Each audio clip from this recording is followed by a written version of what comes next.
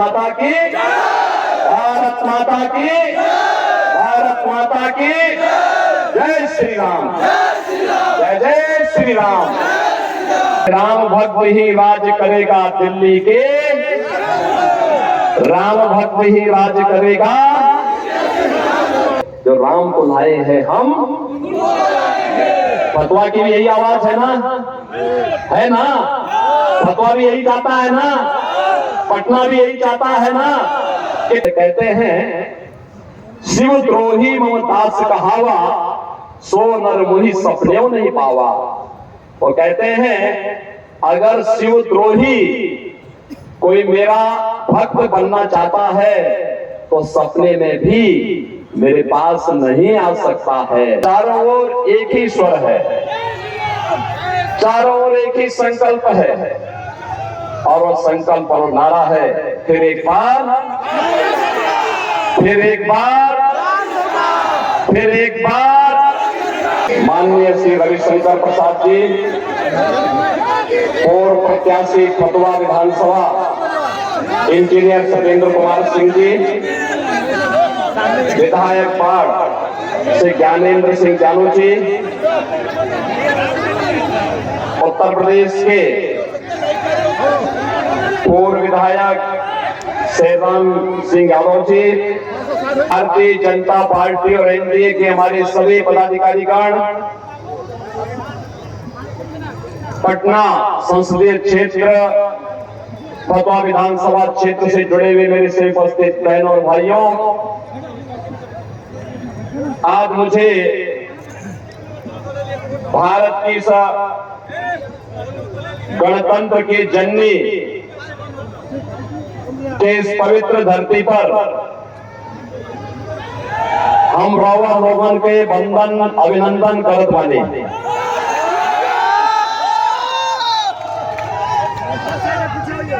बहनों और भाइयों, तथागत भगवान बुद्ध के चरण से पावन हुई धरती, आचार्य कौटिल्य, अशोक महान और भारत के स्वर्ण युग को लाने वाले महान सम्राट चंद्रगुप्त मौर्य जैसे राष्ट्र शिल्पियों को प्रदान करने वाली भूमि, गुरु गोविंद सिंह जी की जन्मस्थली पटना और उसकी एक महत्वपूर्ण विधानसभा फतवा की जनता को मैं कोटि कोटि अभिनंदन करते हुए आपका मैं स्वागत करता हूं। बहनों और भाइयों, मुझे लोकसभा चुनाव के क्रम में पिछले 2 महीनों के अंदर देश के लगभग 12 से 13 राज्यों में जाने का अवसर प्राप्त हुआ और चारों ओर एक ही नारा है, चारों ओर एक ही स्वर है, चारों ओर एक ही संकल्प है, और वह संकल्प और नारा है फिर एक बार, फिर एक बार, फिर एक बार। और बिहार के अंदर मुझे चौथी बार आने का अवसर प्राप्त हुआ इस चुनाव में। और बहनों और भाइयों, चौथी बार जब आया हूं बिहार में, जहां कहीं भी मैं गया तो बिहार की जनता ने कहा कि जो राम को लाए हैं हम उनको लाएंगे, जो राम को लाए हैं। और यहाँ की जनता बार बार कहती है कि राम भक्त ही राज करेगा दिल्ली के, राम भक्त ही राज करेगा। और हमारे मोदी जी ठहरे परम राम भक्त, और आपका सौभाग्य है कि 500 वर्षों की भगवान राम के 500 वर्षों के इंतजार को समाप्त करने के भगवान राम के वकील आपके प्रत्याशी रविशंकर प्रसाद जी ही हैं। रविशंकर जी, मैं आपका अभिनंदन करता हूं। आपने आपके पूज्य पिताजी ने आज से नहीं पिछले 5 दशक में भारत और भारतीयता के लिए, भारत की राष्ट्रीयता के लिए लोअर कोर्ट से लेकर के सुप्रीम कोर्ट तक जिस निष्ठा के साथ प्रभु श्री राम की लड़ाई को लड़ा है, सचमुच आपने भारत के कोटि कोटि लोगों के जीवन को पूर्णमय करने का कार्य किया। और इसीलिए मैं आज तो आपका अभिनंदन करने के लिए आपके पास आपके संसदीय सीट पर आया हूं। बहनों और भाइयों, आज पूरा देश, पूरा हिंदुस्तान प्रफुल्लित है, एक स्वर से बोल रहा है कि जो राम को लाए हैं हम उनको लाएंगे। मोदी जी के नेतृत्व में अयोध्या में रामलला विराजमान जरूर हुए हैं, लेकिन बहनों और भाइयों, प्रभु राम की इस लड़ाई को प्रभावी ढंग से सुप्रीम कोर्ट में, हाई कोर्ट में लड़ने का काम आपका सांसद और आपके एक प्रत्याशी रविशंकर प्रसाद जी ने ही किया। लगातार लड़ते रहे, बिना रुके ना रहे। बहनों और भाइयों, 60 करोड़ घरों में आज मोदी जी ने 60 करोड़ लोगों को देश में 5 लाख रुपए की आयुष्मान भारत की मुफ्त उपचार की सुविधा दी है। और मोदी जी ने कहा है 4 जून को जब फिर एक बार मोदी सरकार बनेगी तो 70 वर्ष से ऊपर के हर व्यक्ति को फ्री में 5 लाख रुपए हर वर्ष उपचार की सुविधा उपलब्ध करवाएंगे। बहनों और भाइयों, मोदी जी के नेतृत्व में किसानों को किसान सम्मान निधि, हर गरीब के घर में शौचालय का निर्माण, हर घर में उज्ज्वला योजना के कनेक्शन, 4 करोड़ गरीबों के मकान बन गए हैं। और मोदी जी ने कहा 4 जून को जब फिर एक बार मोदी सरकार बनेगी तो बहनों और भाइयों, उस समय जितने भी गरीब होंगे सबके लिए एक एक मकान की स्वीकृति भी उसके साथ ही प्राप्त हो जाएगी। भारतीय जनसंघ के समय से लड़ाई लड़ी जाती थी, एक देश में एक प्रधान, एक विधान, एक निशान होगा। कांग्रेस जबरदस्ती धारा 370 को, इस बोझ को देश के अंदर लादी हुई थी। हम आभारी हैं मोदी जी के, उन्होंने कश्मीर में धारा 370 को समाप्त करने का निर्णय लिया। और हम धन्यवाद देना चाहेंगे, अभिनंदन करना चाहेंगे रविशंकर प्रसाद जी का, जिन्होंने न्यायालय में इस लड़ाई को लड़ा और कश्मीर में धारा 370 हमेशा के लिए समाप्त होकर के आतंकवाद की ताबूत पर अंतिम कील ठोकने का काम भी कर दिया। भाइयों, आज नया भारत सम्मान भी दे रहा है, सुरक्षा भी दे रहा है, विकास के बड़े बड़े कार्य, हाईवे 4 लेन, 6 लेन, 12 लेन के, रेलवे, वंदे भारत, अमृत भारत और नमो भारत के रूप में, एयरपोर्ट की सुविधा, 1 डिस्ट्रिक्ट 1 मेडिकल कॉलेज की सुविधा, AIIMS, IIT, IIM, IIIT, NIT और वर्ल्ड क्लास यूनिवर्सिटी का निर्माण देश के अलग अलग कोने में हो रहा है। हर घर नल की योजना के माध्यम से शुद्ध पेयजल की आपूर्ति आज मोदी जी की प्राथमिकता है।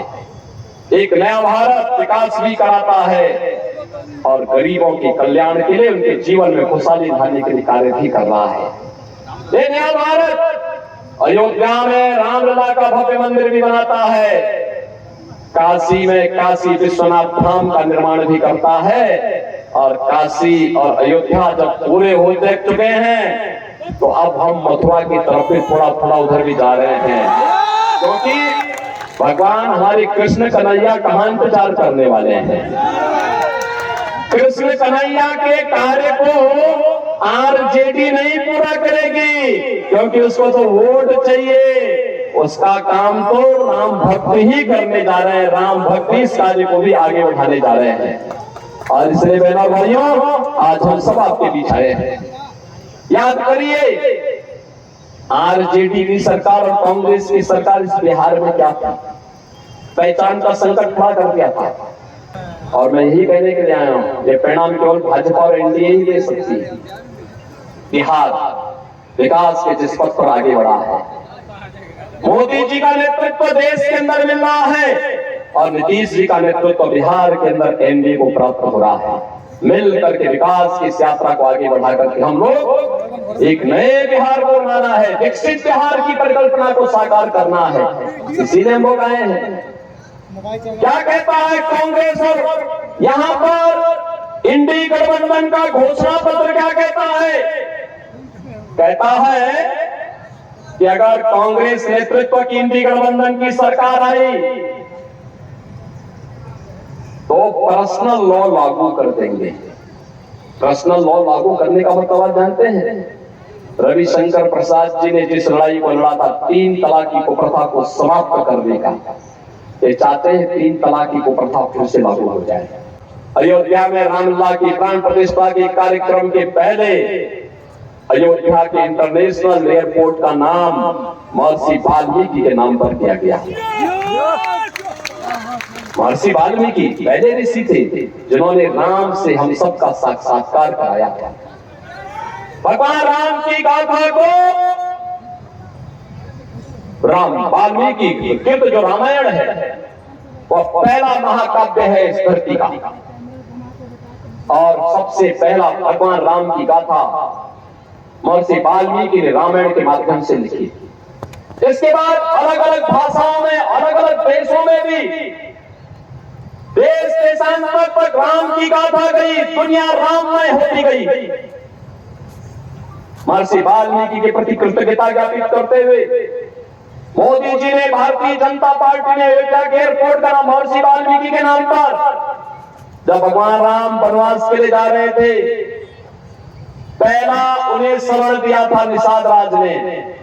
अयोध्या के जितने भी विश्रामालय हैं, जितने भी वहां पे रेल बसेरा बने हुए हैं, उन सब का नाम हम लोगों ने निषाद राज के नाम पर रखा है। निषाद राज के नाम पर विश्रामालय, क्योंकि हमारे प्रभु राम को जिन्होंने अपने आप विश्राम का ठिकाना पहली रात्रि को दिया, उस निषाद राज के प्रति कृतज्ञता ज्ञापित करने के लिए हमने वहां के सारे विश्रामालय का नामकरण निषाद राज के नाम पर किया है। श्रृंगवेरपुर जो निषाद राज की राजधानी थी, वहां पर भगवान राम और निषाद राज की 56 फुट ऊंची गले मिलती हुई प्रतिमा हमारी सरकार ने उत्तर प्रदेश में स्थापित कराई है। बहनों और भाइयों, निषादों को सम्मान देने का काम किसी ने किया तो मोदी जी ने किया है, भारतीय जनता पार्टी और एनडीए ने किया है। निषाद राज के नाम पर सम्मान देने का काम, इस समुदाय के उत्थान का काम मोदी जी ने किया है। दुकान चलाने वाले 10 लोग आएंगे, सौदेबाजी करने वाले 10 लोग आएंगे, लेकिन महापुरुषों का सम्मान, चाहे वह बाबा साहब भीमराव अम्बेडकर के नाम पर पंचतीर्थ बनाने का काम हो, चाहे निषाद राज के नाम पर श्रृंगवेरपुर के 56 फुट की ऊंची प्रतिमा की स्थापना और उनके भव्य स्मारक बनाने का काम हो, चाहे महाराज सुहेल देव के स्मारक को बनाने का काम रहा हो, ये सभी कार्य भारतीय जनता पार्टी ने किए हैं। और बहनों और भाइयों, यही नहीं, आप जब अयोध्या जाएंगे वहां पे जो निःशुल्क भोजनालय है, जहां निःशुल्क प्रसाद भोजन के रूप में प्रसाद मिलता है, बहनों और भाइयों, वह किसी के नाम पर है तो माता सबरी के नाम पर है। माता सबरी भगवान राम को जंगल में जब माता सीता के लिए जंगल में दर भटक रहे थे, तब भगवान राम को बेर खिलाने का काम किसी ने किया था तो माता सबरी ने किया था। इसलिए माता सबरी के प्रति कृतज्ञता ज्ञापित करते हुए हम लोगों ने अयोध्या में किया, और इसीलिए अयोध्या में हम सबका भी संकल्प है। भगवान राम का जो संकल्प था, निस्सरहीन करो मई भुज उठाए तृणहीन, हमने भी तय किया है। भगवान राम ने ऋषि मुनियों से कहा था, वनवासियों से कहा था, गिरिवासियों से कहा था, उस समय के समाज से कहा था, जब तक ये राक्षस रहेंगे इनका अंत करने तक हम चैन से नहीं बैठेंगे। और हम लोगों ने भी तय किया था उत्तर प्रदेश में ये माफिया अपराधी जितने भी ये निर्दोष लोगों को, व्यापारी और बेटियों की सुरक्षा के लिए खतरा बने हुए हैं। जब तक इनको मिट्टी के अंदर न मिला दें तब तक हम भी चैन से नहीं बैठेंगे। बहनों और भाइयों, आज यहाँ पे शांति है, अमन चैन है, दंगा नहीं है, कर्फ्यू नहीं है। उत्तर प्रदेश 25 करोड़ की आबादी का राज्य सुख और शांति के साथ दंगा मुक्त बनकर के विकास के नए नए प्रतिमान मोदी जी के नेतृत्व में स्थापित कर रहा है। और इसीलिए आज मैं आपके पास आया हूं। ये तो भारत के इतिहास को बनाने वाली भूमि है, और भारत के इतिहास को बनाने वाली भूमि से भारत माता का एक सपूत, जिसने बिना लांग लपेट के, बिना किसी प्रकार की संकोच के बगैर राम जन्मभूमि का मुद्दा रहा हो, कश्मीर में धारा 370 का मुद्दा रहा हो, या बहनों को न्याय दिलाने के लिए 3 तलाक की कुप्रथा को पूरी तरह बैन करवाने का रहा हो, ये काम आपके सांसद, आपके प्रत्याशी श्री रविशंकर प्रसाद जी ने प्रभावी ढंग से पैरवी करके न्याय दिलाने का काम किया है। और इसीलिए उनके बहाने आपका अभिनंदन करने के लिए मैं यहाँ पर आज आया हूँ। आपको अयोध्या का भी आमंत्रण देने के लिए आया हूँ। और इसीलिए मैं आज सबसे अपील करूंगा कि बहनों और भाइयों, देश की इस आवाज के साथ हमारी आवाज जुड़नी चाहिए। देश की आवाज यही है जो राम को लाए हैं हम। फतवा की भी यही आवाज है ना? है ना? फतवा भी यही चाहता है ना? पटना भी यही चाहता है ना? कितने लोग चाहते हैं? दोनों हाथ मार करके बताओ चलो, कितने लोग चाहते हैं? सब लोग सहमत हैं? लेकिन बहनों और भाइयों, इसके लिए आपको 2 काम करने पड़ेंगे। करेंगे? मानेंगे मेरी बात? 3 दिन का समय है प्रचार का। देखिए, मोदी जी हो या रविशंकर प्रसाद जी हो या मैं हो, हमारा पूरा जीवन देश के लिए है, देश के लिए है। 140 करोड़ का भारत ही हमारा परिवार है। पूरा देश के लिए, सब कुछ देश के लिए, सब कुछ देश के लिए। और इसीलिए मैं आपसे कहने के लिए आया हूं, 3 दिन, अगला 3 दिन आप क्या देश के लिए देंगे? देंगे? देंगे? इसके लिए मैं आपसे अपील करूंगा, अगले 3 दिन में आप में से हर व्यक्ति, कितने लोग हैं जो 10-10 परिवार के साथ संपर्क करके कमल खिलाने के लिए उनसे अपील करेंगे, अनुरोध करेंगे, उनको मनवाएंगे। 10-10 परिवार में जाना है। 3 दिन का मतलब 30 परिवार, 30 परिवार का मतलब 150 वोटर, 150 मतदाताओं के साथ अगले 3 दिन के अंदर संपर्क करना है और उनसे घरों में कमल खिलाने के लिए कहना है। कमल खिलाने के लिए क्यों कहना? आत्मनिर्भर और विकसित भारत के लिए, राम राज्य की संकल्पना को साकार करने के लिए मोदी जी आवश्यक हैं, और मोदी जी जीते इसके लिए रविशंकर प्रसाद आवश्यक है।